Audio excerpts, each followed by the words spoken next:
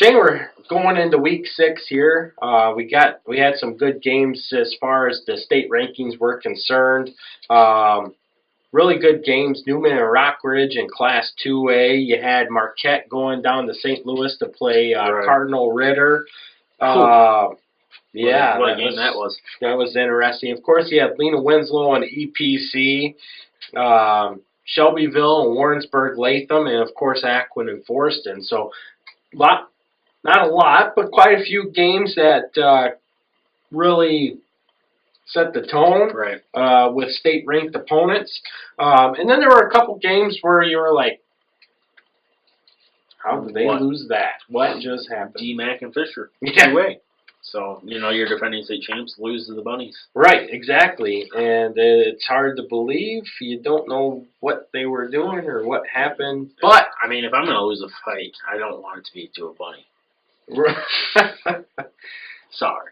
Well, especially the way Fisher's been the past few years, and you're sitting here at 4-0, and then you lose to a team that their 2 wins were against teams that were combined 1 win. Right. But it happens. So we're going to digest our Class 1A and 2A state rankings, and we'll also break into our NUIC Panel 5 here as a couple big games, Forest and Aquin, like we said, and Lewin and EPC. Right. We could see some shuffling there in our Power 5 as well. Shane, we're going to start in Class 1A as we always do, and I'll go ahead and get her kicked off here.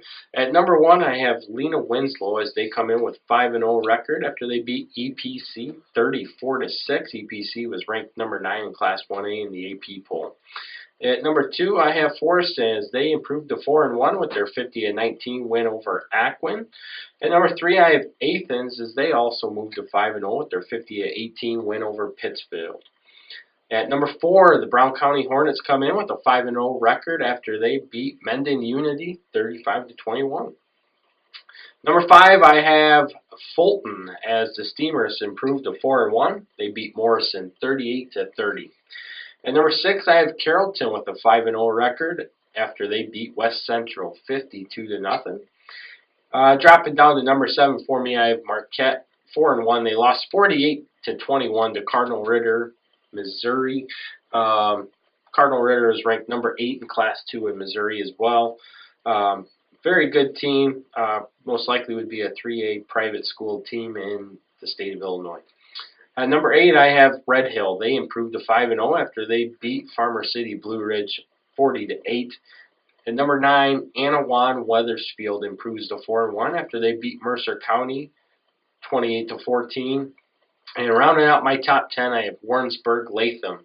Despite the loss to Shelbyville 44-41, they do come in with a 3-2 record, but if you look at their 2 losses, they're both the state-ranked teams. Very well, Kyle. Listen to yours and my picks, some different placement, but 9 out of the 10 teams we have the same, and my 10th team is only 1 spot removed from your top 10, so very interesting. Number 1 team, the Forston Cardinals, followed by the Lena Winslow Panthers from the NUIC. Number 3, Athens. Number 4, out of the track, Fulton. Number 5 team, Brown County, and to match Kyle's 6th team, Carrollton. 7, Anawan Wethersfield. 8, Ottawa Marquette after that loss to the Missouri team that we were talking a little bit about. Followed by Red Hill at number 9. Rounding out my top 10 would be Princeville. Very good, Shane. Those are some very good picks, like you said. Still very close. Very close. And I think our panel will reflect that as well. Speaking of our panel, at number 1, we have Lena Winslow. At number 2 are the Forest Cardinals. At number 3, we have Athens. Number 4 comes Brown County. Moving up to number 5 is Carrollton. And at number 6, we have Fulton. At number 7, Marquette falls too after that loss to Cardinal Ritter, but stays well within our top 10. New to our top 10 is Red Hill as they improved to 5-0. At number 9 is Anawan Wethersfield, and making their way into our top 10 for the first time is Princeville as they are 5-0 after they beat Monmouth United last week 48-0.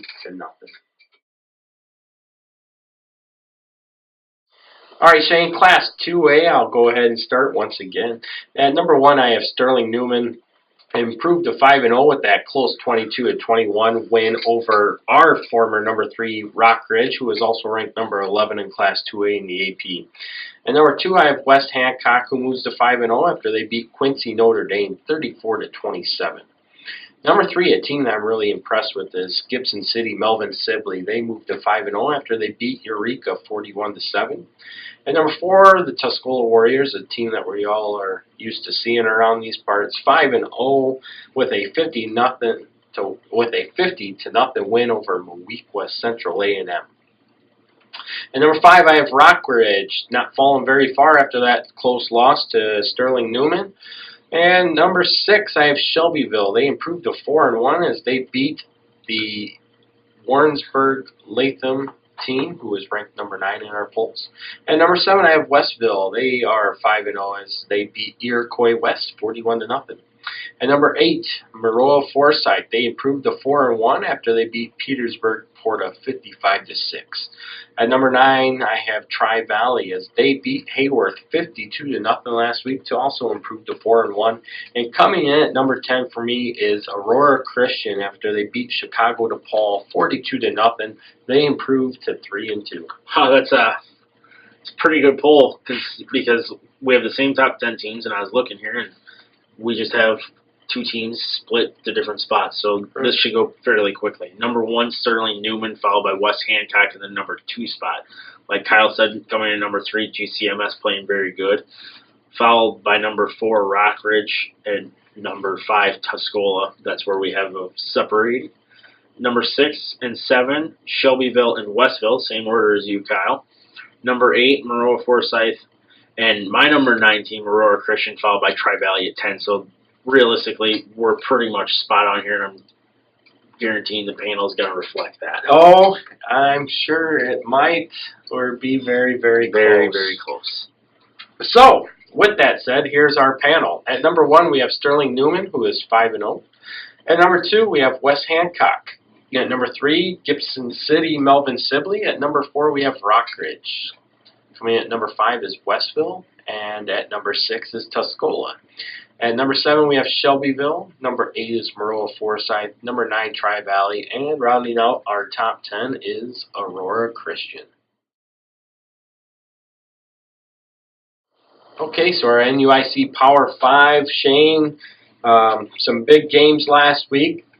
See a little bit of shuffling going on. But here we go. I'll go ahead and start these off. And at number 1, I have Lena Winslow still, the only undefeated team left in the NUIC. They are 5-0, followed by Forreston. Their only loss coming to them, same Panthers, at 4-1. At number 3, I have West Carroll. They come at 4-1. Their only loss is also to Lena Winslow. And at number 4, I have EPC as they drop to 3-2. Both those losses coming to Lena Winslow and Forreston. And rounding out my Power 5 are the Ackland Bulldogs. They too only have 1 loss on the season, and that one coming to Forreston. Very well. You know, these Power 5s, everybody's going to have 5 different teams this week, especially after the close games we've had. My number 1 team, Forreston, like I ranked them in the AP, or our AP, so to speak, is number 1, followed by Lena Winslow, 2. Trust me, we're better than the AP. West Carroll is number 3 school, 4, EPC, and I put Dakota at number 5. Obviously, you can make a case.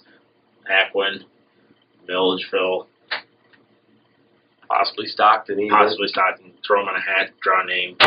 I didn't do that, but I mean, you can definitely make a case for that. So, yep, I can't argue that at all, and I feel that our Power 5 for the panel is going to reflect some differences. So here we go. Number 1 is Lena Winslow. At number 2 is Forreston. Number 3 is West Carroll. Number 4 is EPC. And rounding out our panel top 5 or Power 5 is Milledgeville. So Milledgeville does crack the top 5 this week. Should stay there for a while for all intents and purposes then. Yeah, as long as they can keep winning, the missiles should remain where they're at as far as Power 5 goes. So good job to Milledgeville. Big win last week. keep that going on. And EPC, we anticipate them bouncing back, obviously getting back into the win column, carrying things on. West Carroll's got that tough game with Dakota. A lot can be said there. Whoever pulls out of that game will most likely either remain or come into our Power 5. And then, of course, Forrest and Lena Winslow, as they should run the table the remainder of the season. Right. So, that's where we're at for our state rankings and our NUIC Power 5. Get out to the games. As always, root for the NUIC.